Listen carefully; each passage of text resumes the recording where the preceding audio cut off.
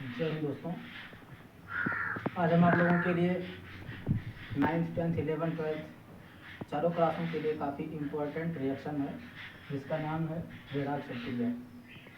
यह क्रिया बोर्ड में काफ़ी इम्पोर्टेंट है, सभी बोर्ड के लिए, खासकर यूपी और बिहार बोर्ड के लिए ज़्यादा इम्पोर्टेंट है, जो एग्जाम में कई बार पूछा जाता है 3 नंबर का। तो देखेंगे आपको हम एक से अधिक परिभाषाएँ बताएंगे। जैसा कि आप देख रहे हैं रेडाक्स क्रिया, तो आप किसको कहेंगे रेडाक्स क्रिया?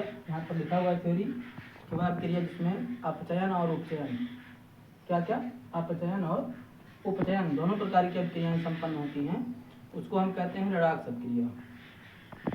या आप ऐसा भी कह सकते हैं कि वह रासायनिक अभिक्रिया जिसमें ऑक्सीजन की वृद्धि होती है और हाइड्रोजन का ह्रास होता है। मतलब कि ऑक्सीजन बढ़ेगी और हाइड्रोजन घटेगा, इस अभिक्रिया को भी हम कह सकते हैं रेडाक्स अभिक्रिया। दो परिभाषाएं आपके सामने, पहला लिखा हुआ है कि वह अभिक्रिया जिसमें अपचयन और उपचयन दोनों अभिक्रियाएं संपन्न होती हैं, उसको आप कह सकते हैं रेडाक्स अभिक्रिया। या वह अभिक्रिया जिसमें ऑक्सीजन की वृद्धि होती है और हाइड्रोजन की ह्रास होती है, उसको भी आप रेडाक्स अभिक्रिया कह सकते हैं। तो हम आपको केवल परिभाषा नहीं बताने के लिए आए हैं। टीचर का क्वालिटी वह होता है कि पूरी तरह से एकदम आपको मेंटेन कर दे, संतुष्ट कर दे। अपचयन का मतलब होता है कमी होना, उपचयन का मतलब होता है वृद्धि होना।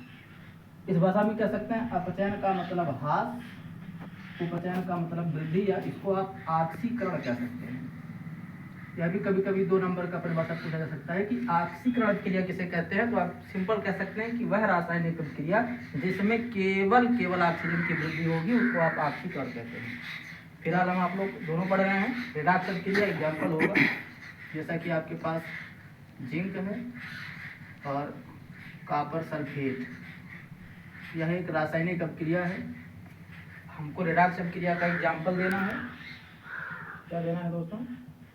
एग्जाम्पल। तो मैंने पहले बता दिया ऑक्सीजन की वृद्धि होगी, तो आपके पास Zn है, यहाँ लिख सकते हैं Zn, SO4 को जोड़ेंगे ZnSO4 और प्लस आपका यहाँ बचा हुआ है C।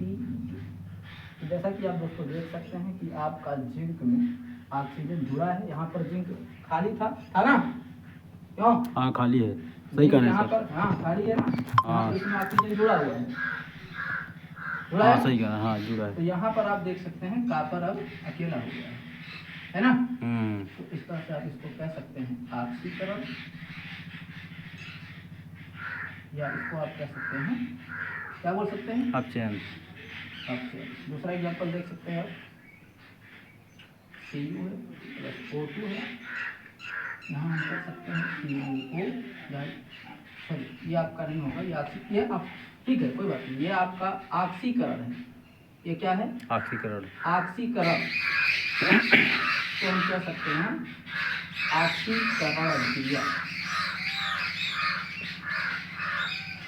ये रेडाक्स अभिक्रिया है, ये केवल ऑक्सीकरण है। इसी को उल्टा कर देंगे या पुनः अपचयन हो जाएगा। क्या हो जाएगा? अपचयन। जैसा कि देख सकते हैं आप यहाँ 2CuO है, इसी को अगर हम कर देंगे तो ये हो जाएगा Cu प्लस O2, इस तरह से ये हो जाएगा अपचयन, ये ऑक्सीकरण और ये रेडाक्स। तो वीडियो समझ में आया होगा तो लाइक, सब्सक्राइब, कमेंट, शेयर जरूर करिएगा। बहुत सही सर।